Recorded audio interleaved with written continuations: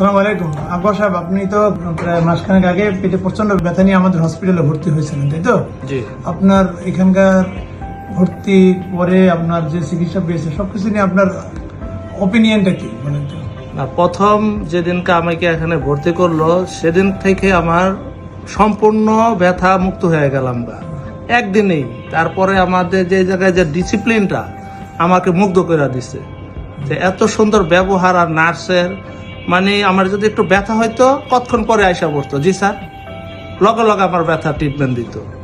তা আমি এটা লইয়া খুব মুগ্ধ। আমি আমার এলাকার বাসীর আরো কয়েকজনের বলছি। এলাকায় কোথায়? আমার এই বসুন্ধরা যমুনা ফিচার পার্কের পাশে জোয়া সাহারা অলিপাড়া আমার বাসা। আগে বাইরে থাকতাম, তা আমি 2016 সালে বাংলাদেশে আসছি।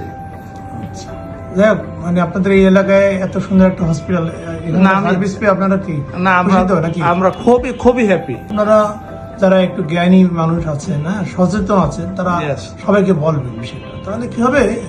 অনেকে জানে না, মানুষ জানে না, অথচ বাসার কাছে যে এত সুন্দর একটা তারা একটা হসপিটাল ভালো আমরা জানি সার্ভিস না। যদি পায় সেটা ভালো সবার জন্য। জি, থ্যাংক ইউ স্যার। জি, ভালো থাকেন।